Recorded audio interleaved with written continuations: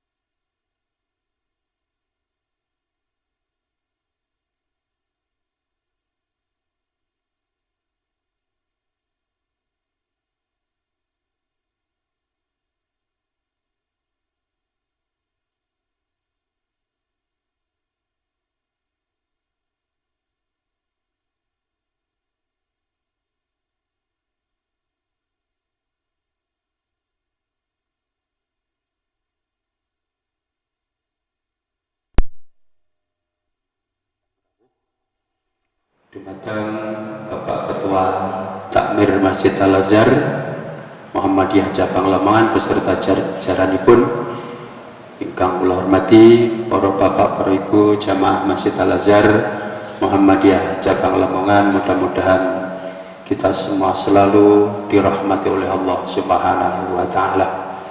Monggo kita sareng-sareng bersyukur mateng ngarsanipun Allah. Alhamdulillah ngantos wonten ing detik menika kita taksih dipun paringi istiqomah di dalam iman, di dalam Islam, di dalam takwa kepada Allah. Dan alhamdulillah kita juga diberikan sehat, diberikan sempat. Maka kita syukuri dengan harapan mudah-mudahan kita terus diberikan istiqomah di dalam iman, Islam dan takwa kepada Allah, dan juga terus diberikan kesehatan dan kesempatan untuk menghambakan diri kita kepada Allah, mentaati segala perintah-perintahnya dan menjauhi segala larangan-larangannya. Mudah-mudahan Allah Subhanahu wa taala terus memberikan perlindungan, pertolongan kepada kita, dan semua usaha kita, amal kita mendapatkan ridhonya. Amin. Allahumma amin.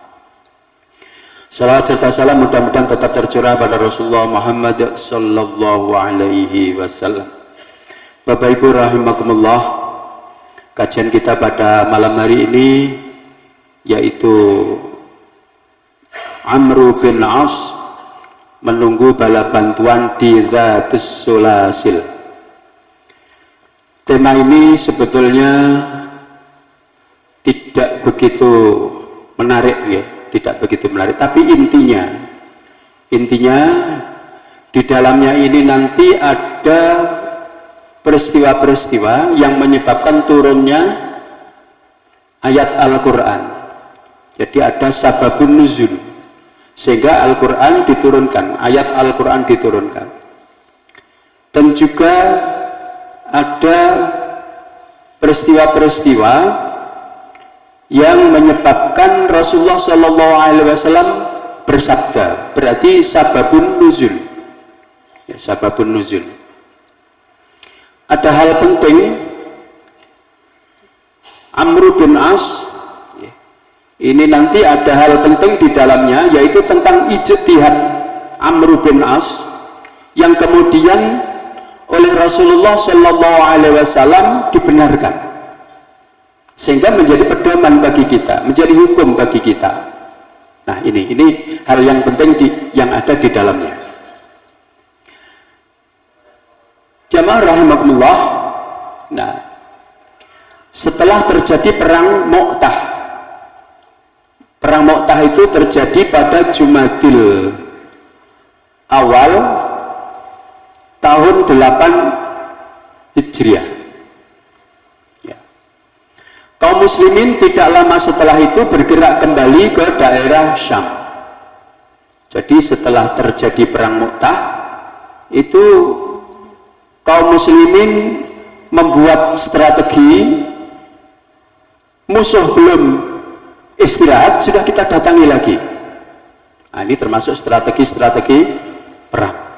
Jadi belum sempat mereka beristirahat sudah didatangi lagi. Ya, ini. Nah, kemudian sebagai komandannya itu diangkat yaitu Amr bin As atau Amr bin As. Amr bin Al-As. Ini tulisannya kalau dalam bahasa Arab itu Ain Mim Ra Wawu, ada wawunya. Itu berarti Amr atau Amru bin As.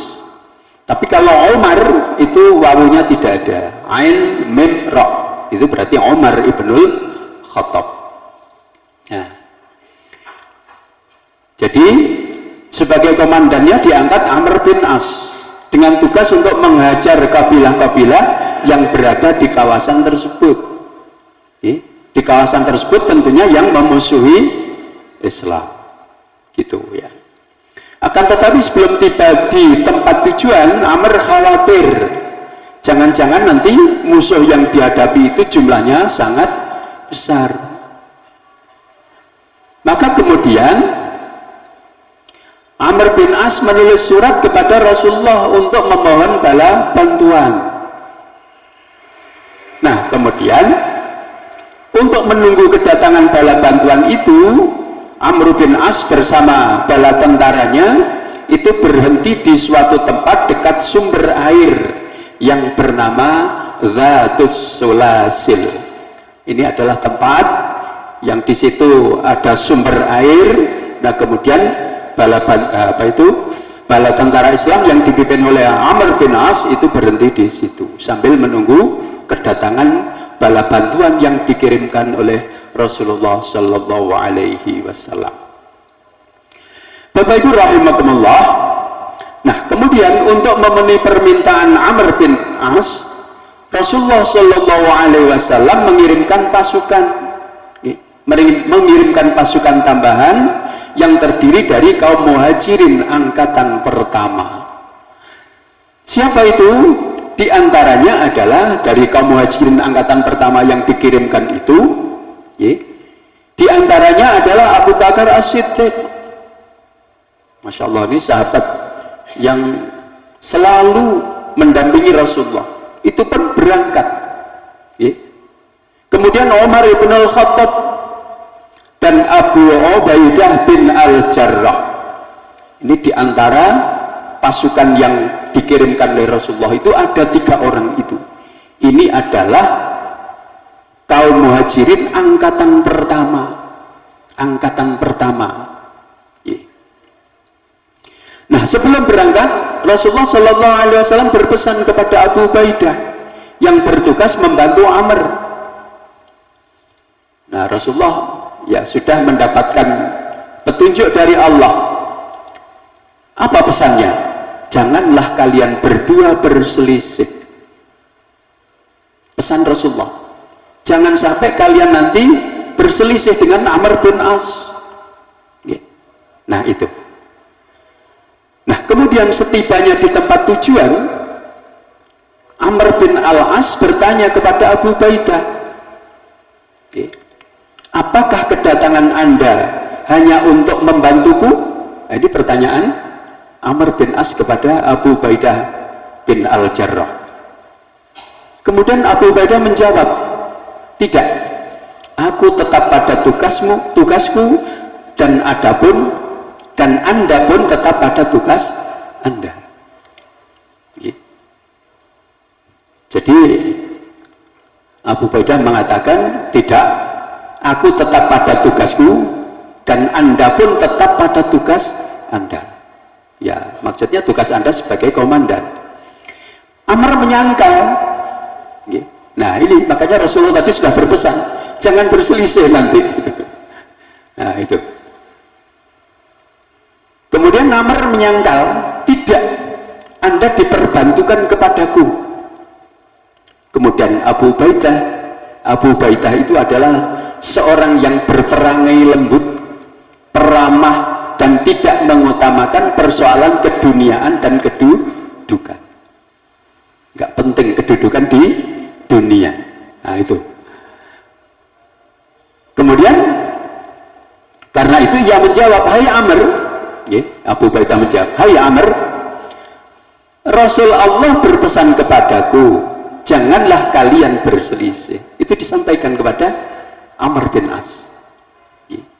Rasul berpesan padaku, janganlah kalian berselisih. Nah, kalau Anda tidak mau taat kepadaku, baiklah aku yang taat kepadamu.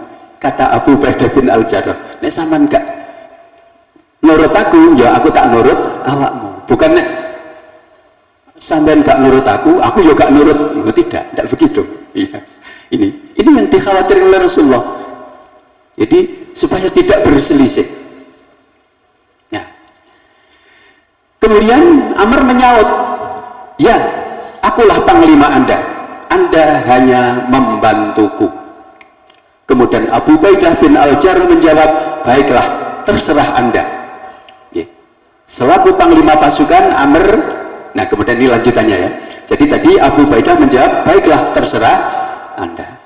Nah ini termasuk keramahan, kelembutan daripada hati Abu Ubaidah bin Al-Jarrah.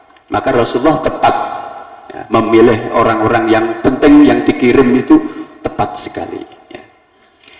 Bapak Ibu rahimakumullah. Nah, selaku panglima pasukan, nah begitu ya. Jadi yang namanya imam, pemimpin, itu yang ngimami salat, gitu ya. Selaku panglima pasukan, Amr mengimami salat, ya.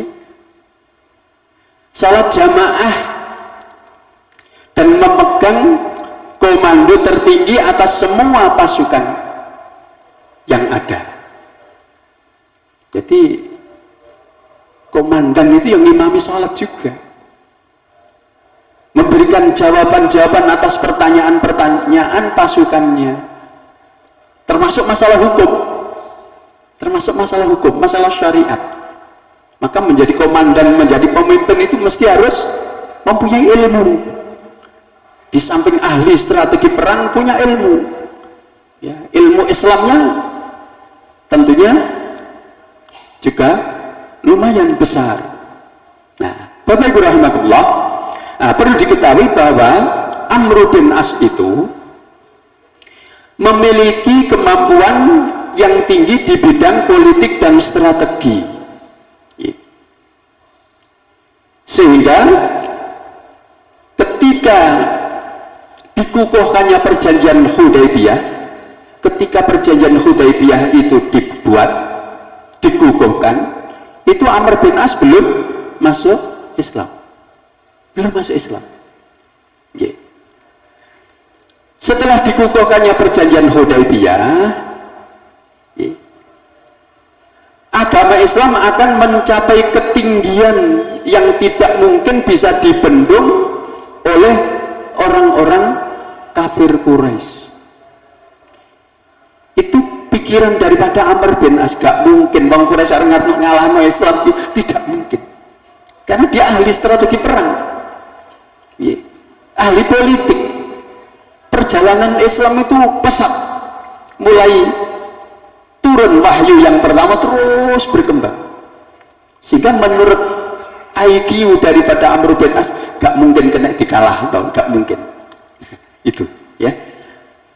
Jadi bukan berdasarkan perasaan, tapi berdasarkan perhitungan-perhitungan yang matang.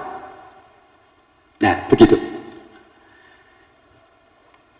Kemudian Amr mulai bergerak mengejar kabilah-kabilah yang berpihak kepada Romawi. Ini nanti tugas berikutnya. Ini akan saya lanjutkan dulu, ya, bahwa pemikiran Amr bin As bahwa Islam tidak bakal bisa dikalahkan oleh kaum kafir Quraisy. Ya. Tetapi prediksi dan pengamatan yang tajam itu belum cukup untuk membawanya kepada Islam. Dia juga tidak segera masuk Islam. Dia justru berkata kepada teman-temannya, ya, teman-teman dekatnya, marilah kita bergabung kepada Raja Najasyi di Habasyah dan menjadi anak buahnya. Nah, ini keterangan tambahan dari ini. Jadi dia belum masuk Islam. Dengan mempunyai prediksi yang Islam tidak bakal bisa dikalahkan, belum membawa dia untuk masuk Islam. Nah, kemudian lanjutan kata-katanya, jika Muhammad menang atas kaum Quraisy, kita sudah ada di sisi Najasyi. Tetapi jika kaum kita yang menang, maka kita adalah orang yang telah mereka kenal. Tidak ada sikap yang muncul dari mereka kecuali kebaikan-kebaikan saja. Nah, ini Amr bin As. Nah, Bapak Ibu rahimakumullah, ketika Amr bin As itu belum masuk Islam, maka dia adalah salah seorang tokoh Quraisy yang paling gencar di dalam menghalangi dakwah Islam. Paling gencar, paling gigih menghalangi dakwah Islam, menghalangi dakwah Nabi Muhammad SAW, dan juga menyiksa orang-orang yang lemah yang masuk Islam. Orang-orang yang lemah yang masuk Islam disiksa, termasuk pelakunya adalah Amr bin As. Nah, karena itu Nabi Muhammad SAW sempat berdoa kepada Allah agar menurunkan azab kepada 3 orang, yang salah satunya adalah Amr bin As, yang kemudian doa yang dipanjatkan oleh Rasulullah supaya menurunkan azab kepada 3 orang itu kemudian dilarang oleh Allah. Tidak boleh mendoakan orang untuk muko-muko ciloko sampai ini betul nangsal. Sebab perbuatan itu nanti sudah ada balasannya. Perbuatan baik dibalas baik, perbuatan buruk dibalas buruk. Allah yang membalas, dan Allah tidak akan merugikan. Kalau kebaikan-kebaikan dibalas berlipat ganda, tapi kalau keburukan, satu keburukan hanya dibalas satu keburukan. Faman ya'mal mithqala dzarratin khairan yarah wa man ya'mal mithqala dzarratin syarran yarah. Allah yang akan membalas.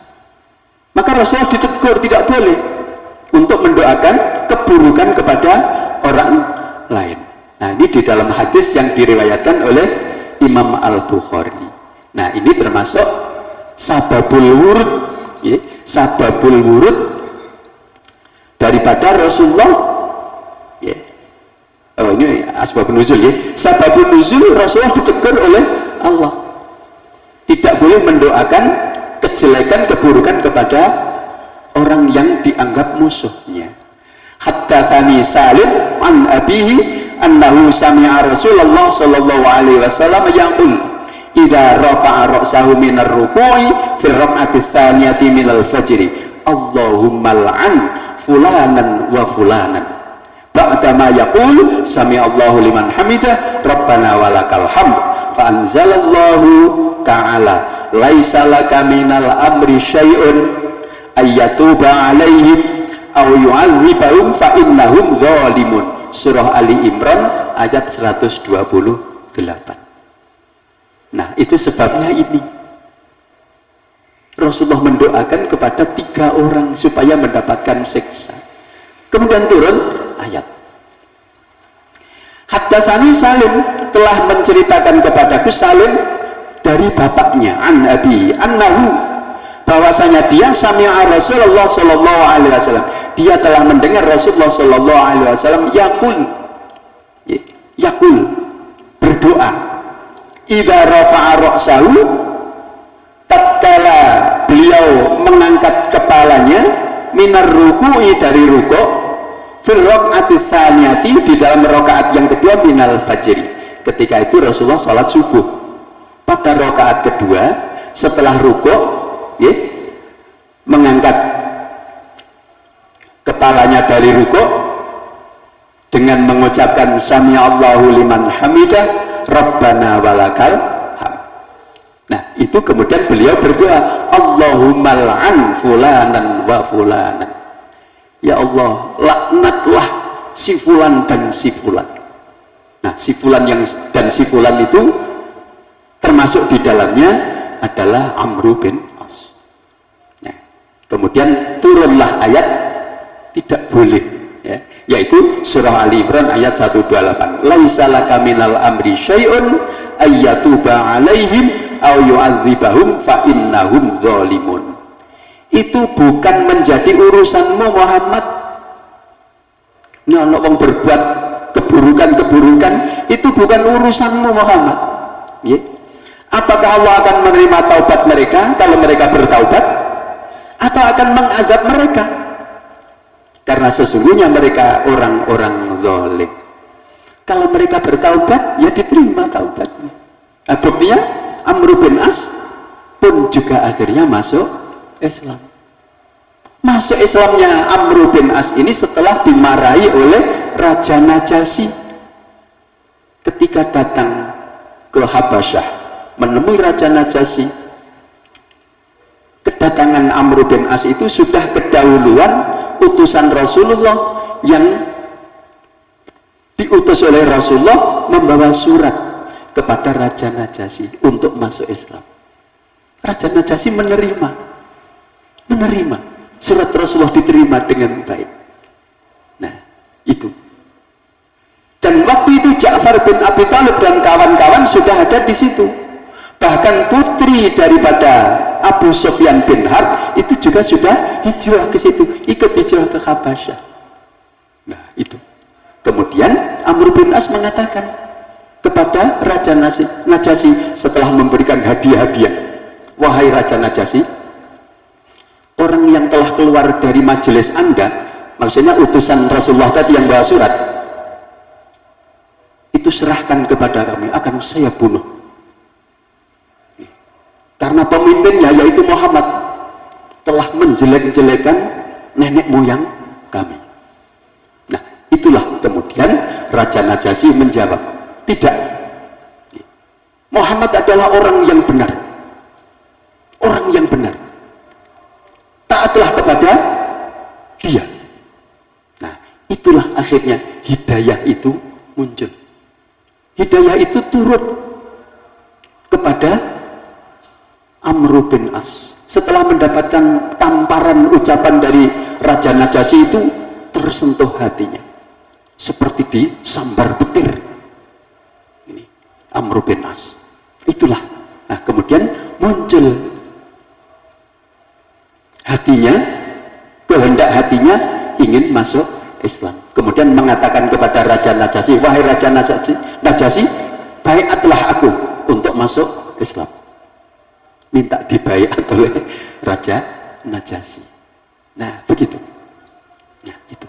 Nah, kemudian setelah pulang ke Makkah, kemudian Amr bin As bersama dengan Khalid bin Walid mengajak bersama-sama untuk ke Madinah menemui Rasulullah. Ya, menemui Rasulullah untuk masuk Islam di hadapan Rasulullah Sallallahu Alaihi Wasallam. Itu terjadi pada bulan Safar tahun 8 Hijriah. Kalau perang Mu'tah itu terjadi pada Jumadil Awal tahun 8 Hijriah. Berarti masuk Islamnya Amr bin As itu juga belum lama, dengan ditugaskan sebagai komandan peperangan. Nah, itulah, ini jamaah rahimahullah tentang Amr bin As. Kemudian kita lanjutkan. Amr bin As kemudian mulai bergerak mengejar kabilah-kabilah yang berpihak kepada Romawi. Kemudian Amr bin As bersama pasukannya menyerbu ke daerah-daerah, diantaranya Bala, Adhrah, Balqin, dan Tai. Setiap menerima laporan bahwa di suatu daerah terdapat gerombolan, kemudian Amr datang ke daerah itu. Tetapi gerombolan itu sudah lari berhamburan karena mendengar lebih dulu akan didatangi pasukan muslimin. Bapak Ibu rahimakumullah, jadi pasukan muslimin itu sudah mempunyai power, sudah mempunyai kekuatan. Kalau hanya gerombolan-gerombolan begitu, bukan pasukan yang besar, itu sudah takut dengan pasukan Islam. Begitu mendengar akan didatangi, lari sudah. Nah, itu. Hanya satu kali saja Amr bin As menjumpai gerombolan, tetapi setelah terjadi pertempuran beberapa saat mereka berhasil dikalahkan dan lari ke daerah lain. Jadi kecil, jadi tidak menjadi rintangan. Jadi, menghadapi itu kecil sekali, maka mudah dikalahkan. Amr bin As memang berhasil mengobrak-abrik kabilah-kabilah Badui dan berhasil pula mematahkan kekuatan mereka, tetapi ia tidak pernah menghadapi pertempuran yang besar. Jadi Amr bin As sebagai komandan itu ya baru kecil-kecilan, belum pernah menghadapi pertempuran yang sangat besar. Bagaimanapun juga dengan gerakan-gerakan militer itu, nama baik kaum muslimin dapat dipulihkan kembali. Berarti unjuk kekuatan berhasil. Setelah berhasil mengalahkan pasukan-pasukan itu, berarti ya semakin ditakuti. Pasukan kaum muslimin semakin ditakuti. Nah, Bapak Ibu rahimakumullah, nah ini kemudian ijtihad daripada Amr bin As kemudian dibenarkan oleh Rasulullah Shallallahu Alaihi Wasallam. Ini yang merupakan sababul wurud daripada sabda Rasulullah Shallallahu Alaihi Wasallam. Pada suatu malam yang sangat dingin, Amr tidur dan mimpi hingga terkena hadas besar. Jadi mimpinya tadi mimpi ini ya, nah, jadi mimpi basah itu ya, mimpi basah. Kemudian terkena hadas besar. Ini yang dibicarakan bukan mimpinya, tapi nanti hukumnya, syariatnya gitu ya. Karena takut akan terganggu kesehatannya, ia akhirnya hanya bertayamum. Kemudian setelah bertayamum itu mengimami sholat jamaah. Mengimami sholat jamaah ini berarti sholat jamaah 5 waktu, sholat fardu. Nah, kemudian beberapa orang sahabat meragukan, gitu ya, meragukan benarnya apa yang dilakukan oleh Amr bin As itu. Oh, bong mari mimpi basah kok tayamum tok mari ngono ngimami. Bener lagi, nah, begitu. Nah, ini diragukan oleh para sahabat. Ya, ini. Setelah melihat atau ada kejadian itu, salah seorang di antara para sahabat itu melaporkan kejadian itu kepada Rasulullah Shallallahu Alaihi Wasallam. Nah, ini karena ada Rasulullah ya. Kalau ada peristiwa-peristiwa atau ada hal-hal yang mungkin tidak difahami oleh para sahabat, ya langsung matur pada Rasulullah. Nah, ada yang lapor pada Rasulullah, ya Rasulullah, Amr mengimami kami dalam keadaan masih junub. Begitu ya, dalam keadaan masih junub, ini kata sahabat, karena tidak mandi besar. Tidak mandi besar.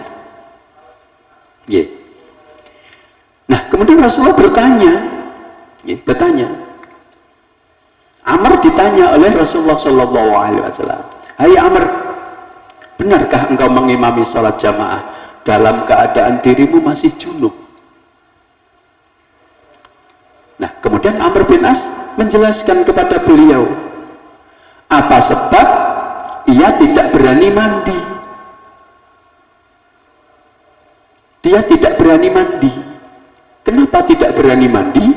Karena ia takut terganggu kesehatannya akibat kedinginan. Jadi hadas besar, kemudian badai siram kok, misalnya pun khawatir awak engko tambah loro, tambah sakit, penyakitnya tambah kumat, tayamum. Tayamum. Sebab kalau nanti tidak, misalnya dipaksa untuk mandi, ya. Nah pada waktu itu mungkin Amr bin As tidak ngerebus air panas ya, berarti gak bahas air panas nih ya. Nah sebagai hujah, ia membaca sebuah ayat Al-Quran. Jadi berdalil, Amr bin As berdalil dengan membaca ayat Al-Quran. Ayat Al-Quran yang dibaca adalah surah An-Nisa ayat 29. Wala taqtulu anfusakum innallaha kana bikum rahima. Surah An-Nisa ayat 29. Dan janganlah kalian membunuh dirimu, membunuh dirimu sendiri. Wah, ini double-double ini. Membunuh dirimu sendiri. Sesungguhnya Allah Maha Penyayang kepada kalian. Jadi menurut Amr bin As, kalau dia tadi mandi karena pada saat itu sangat dingin, nah, memang di daerah sana kan begitu, kadang dinginnya ekstrim. Kemudian kalau panas, panasnya juga ekstrim. Nah, kemudian Amr bin As berdalil, berhujjah dengan surah An-Nisa ayat 29. Bahwa kalau mandi itu berarti nanti akan bunuh diri. Nah, itu. Nah, kemudian Rasulullah SAW setelah mendengar jawaban itu, maka beliau tertawa dan tidak mengatakan sesuatu. Tidak mengatakan sesuatu. Jadi Rasulullah hanya tertawa saja. Nah, ini adalah hadis yang diriwayatkan oleh Abu Dawud, Ad-Daruqutni, Al-Hakim, Al-Baihaqi dengan isnad yang sahih. Ini yang menceritakan ya Amr bin As sendiri, menceritakan hadis itu. Hadis ini hadis sahih. Ya, berarti sababul wurud, Rasulullah diam, Rasulullah tertawa kemudian tidak mengatakan sesuatu. Ini berarti menjadi sebuah takrir, sebuah ketetapan. Nek ngono iku berarti oleh, berarti boleh, itu menjadi ketetapan. Maka hadis Rasulullah SAW atau sunnah Rasulullah SAW itu adalah sabda beliau, qaulun. Kemudian af'al, aqwal, af'al, atau qaul, fi'il, kemudian takrir. Jadi ucapan beliau, perbuatan beliau, kemudian ketetapan beliau. Nah, niki. Nah, ucapan beliau diantaranya adalah innamal a'malu binniyat. Itu adalah hadis masyhur.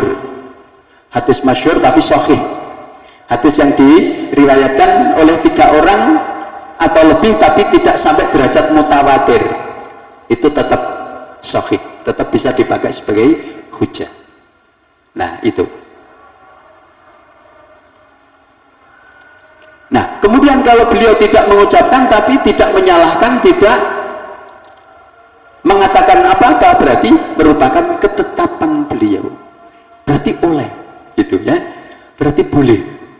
Nah, ini adalah merupakan ijtihad daripada Amr bin As.